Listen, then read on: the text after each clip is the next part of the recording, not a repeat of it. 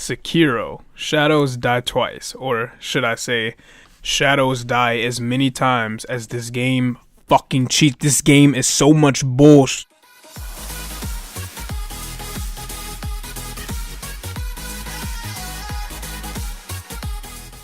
What's going on, guys? My name is Orphan. How are you all doing today? I've spent yesterday and today having a wonderful and very frustrating time playing Sekiro, Shadows Die Twice, From Software's next frustration venture. And I am here to share everything that I think, all the emotions going through me after a good 15-20 hours of the game so far. So I'm gonna start off with all the Raven. I love this fucking game. The game is so good. I honestly believe this is going to be the best Miyazaki product to date. Bloodborne, a lot of people love and rave about Bloodborne. I am in that camp as well. But I truly believe this game is a step above Bloodborne even, for as good as that game was. Especially Dark Souls. If you're a Dark Souls fan, I'm sorry. You're just gonna have to get mad at me, but this game is better than Dark Souls. I don't want to hear it. So, the biggest thing right off the bat, the combat. What you will be doing the most with your time with this game is hacking, slashing, and dying. The combat in this game is extremely skill reliant. Like, you have to practice, you have to be good. If you are a Soulsborne player, I guarantee when you came into this game, you had a tough time because you relied on dodge rolls. I know I did.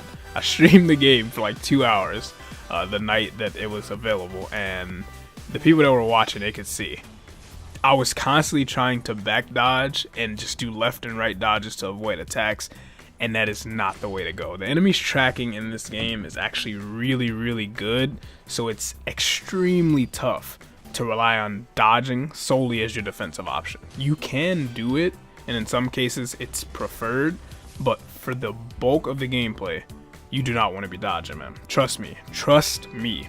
Blocking and parrying is very important because there is a poise system in the game where as you take attacks, as you deliver attacks, as you block, as you parry, you and the enemies have a poise gauge. And when this gauge is filled up, your guard is broken and you are open to very devastating attacks. In most cases, enemies die from the one time you break their guard and do a death blow attack on them.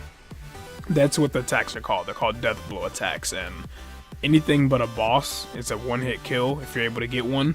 And on bosses, they usually have two. So far, I haven't came across a boss that has more than two, but they have two. And once you get rid of both of those, you kill the boss. Now, you can do this just by straight out attacking their health until it gets low enough, or you can use skill to fill up that poise gauge and have a much easier time. Now, it may not be as easy if you're not good at blocking and parrying properly, but that's what practice is for, man. That's what practice is for. The bosses in this game so far are excellent. Very well designed. There's a couple in specific that I won't go too much into detail with because I don't want to spoil. The old lady, you'll know her when you get to her, and the fucking drunken big thick boy. Oh, they gave me such a hard time. I probably attempted 25 runs to beat Giselle, and when I finally finished it, it was so satisfying. I felt like crying because that fight was so fucking difficult. But the game teaches you. The game is an excellent teacher, and it forces you to learn. You have to learn if you want to get better at this game. Also, in the world, there are a bunch of mini bosses. Now, you don't have to fight these mini bosses. There's actually ways to use the environment to traverse around them. But the downside is you miss out on some very important items called prayer beads. And when you collect a certain amount of these, you are able to use them to upgrade Sekiro's stats, mainly his health and his poise gauge. So you can, get in there and duel people for much longer. Now, if you skip these mini bosses, I believe it'll make the game way more difficult on you. So as tough as it is, Guys, you gotta tough it out and you gotta kill the mini bosses. Trust me, it's worth it. The game, like I said, is very, very satisfying to play. When you're doing something right, it feels so right and so good. And when you're doing something wrong, it feels really bad, but you understand that you are doing something wrong and it's up to you to correct those mistakes so you can see better results.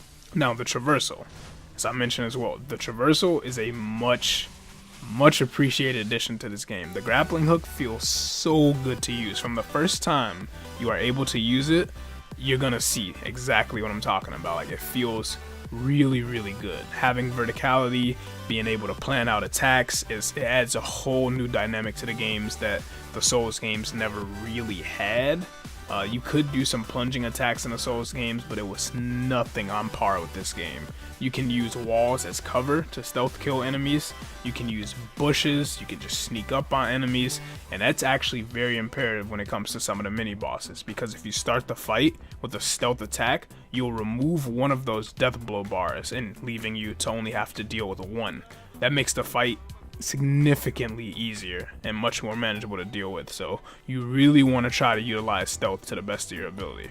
I'm not a fan of stealth games really, but I do try my best to stealth as much as I can in this game because the payoff is worth it. Trust me guys, it's so worth it. Exploration is another big point to this game. There's a lot of little nooks and crannies that have items, you know, upgrades to the shinobi prosthetic arm that Sekiro can use, and you can miss a lot of this stuff, and the tools he has really helps you out in battle to really get that edge that you need so you don't just go down in a couple of hits. So you definitely want to take your time looking around the map, taking all the alternate routes, and just finding as much stuff as you can, because it's going to make your time that much easier. Like I said, the open-ended level design is a boon to this game, I believe. It makes it feel like no other From Software experience, and I believe that's one of the biggest things that will make it the best game they've crafted so far. And the game is just, it's such a joy to play, man. Items are extremely important in this game. You start off valuing healing items so much because you have so few of them. And that feeds into the gameplay of learning from your mistakes, because you have so little resources available to you. You have to be on top of your game in order to keep your health up, and Sekiro's health is very, very small in the beginning of the game. Until you start to accrue some of those prayer beads by defeating the mini bosses and the regular bosses around the world, you're gonna be very squishy. So you need to be practicing and making sure you're on top of your parrying game right from the beginning, and that's what I appreciate it. It's skill reliant from the beginning to the end, and it's so rewarding when you are actually utilizing all the mechanics properly. The death system in this game is unique as well.